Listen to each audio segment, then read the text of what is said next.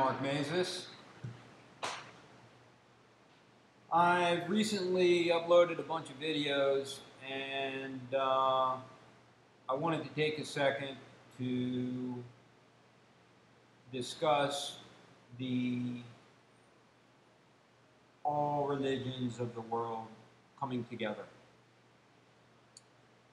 There is no particular preferred religion or doctrine in any of the words on all of the many pages of the book I wrote, nor does any of that exist in my heart. I see God as the same one God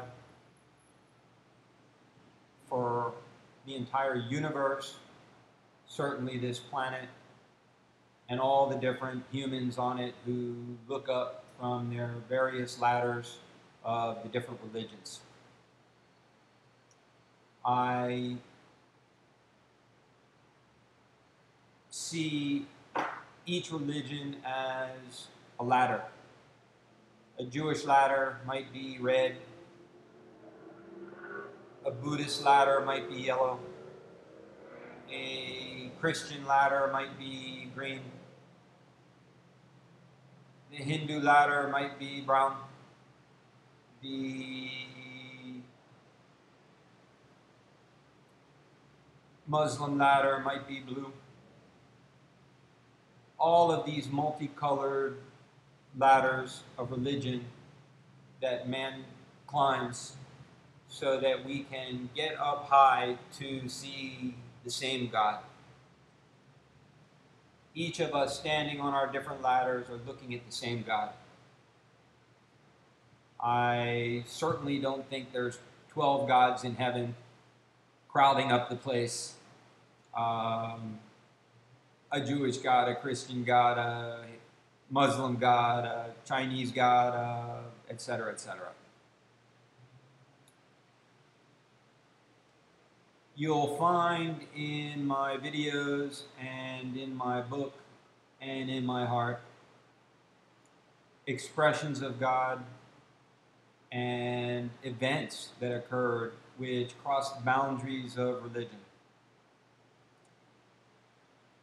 The lessons interwoven throughout the book have a distinct Eastern, Tibetan, Buddhist, and not just Buddhist, Tibetan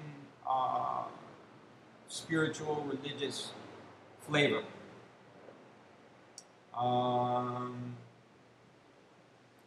My lessons that were handed to me back in the beginning when most of this contact began were one of the things I studied was a Tibetan handwritten manuscript, which was very rare and had chapters and chapters of wisdoms and lessons, all of which had a distinct Eastern flavor. A lot of my interwoven lessons in this book that I wrote, the Book of Lessons, talks about these Eastern traditions of stilling the mind, becoming like flat, still lake in the mountains of the glaciers of the Himalayan mountains, so to reflect the universe in a mirror-like flat image of ourselves, of stillness. There are teachings of that I encountered and passed through me, teaching the methods of a method or a few simple methods of meditation. There are lessons of the power of the mind over matter, mind will, exerting our will in the world. There are chapters and lessons which involve consciousness, various levels of expanding our consciousness, being awake, being present in this moment, and mindful, described as the lights on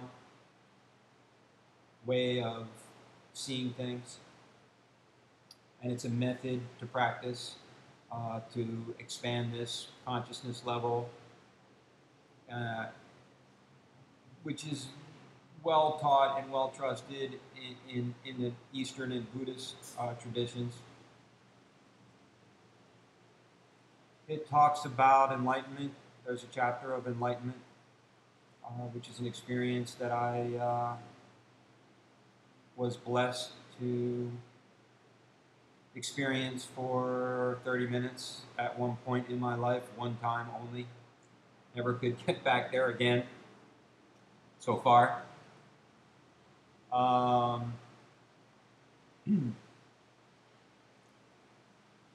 talk about the precepts of the 8 noble paths of right thinking, right feeling, right concentration, right speech, right action, right being.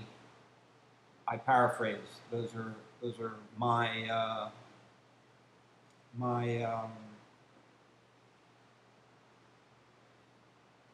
poetic license. And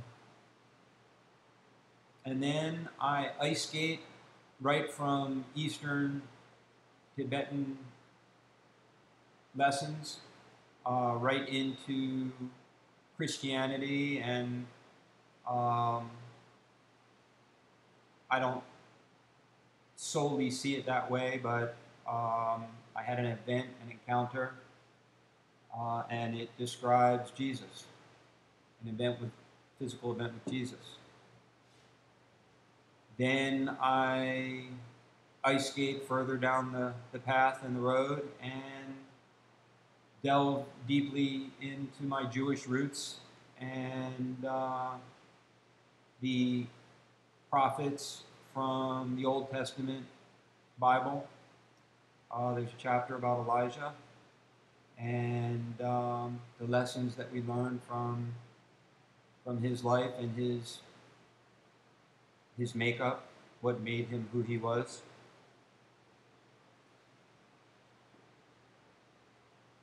There are examples riddled throughout the book from every religion. It's meant to be a work that brings together the divisions that exist in the various religions, which is such a shame. So many wars and bloodshed and hate and anger and fear has been caused by one religion claiming the truth over another and inflicting it. And I don't want to see any fighting between the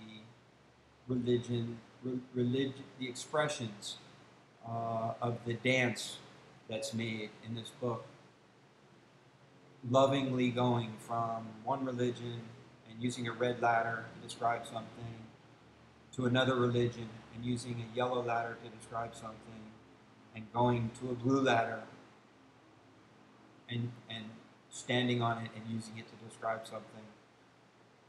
This is love, love, love, and love. And I don't want anyone to read what I've written from one religion and say, oh, that's not in my religion, therefore this book is not for me.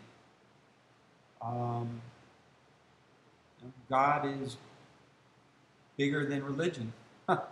That's an interesting statement, but it's the reality of God, and it encompasses all religions.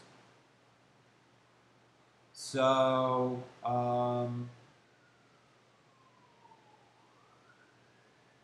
that's all I wanted to say about that. Thank you.